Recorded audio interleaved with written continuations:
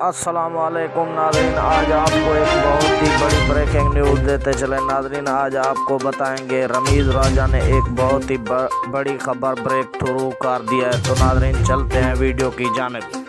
शहीनशाह Afridi injury का शिकार हो गए हैं। पीसीबी का कहना है कि वो 6 महीने तक क्रिकेट नहीं खेलेगा।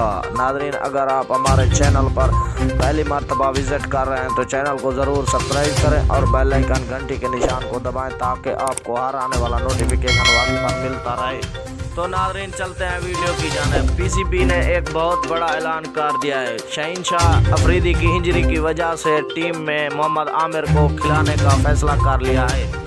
शहीनशाह अफरीदी की इंजरी की वजह इंग्लैंड के वर्ल्ड कप में हुई थी। उसको टांग पर बहुत ज़्यादा चोट आ गई है। इसकी वजह से वो अब 6 महीने तक मैच नहीं खेल सकेगा। नाज़रीन हमें दीजिएगा इजाज़त, मिलते हैं नेक्स्ट वीडियो के साथ। अल्लाह निगहबान।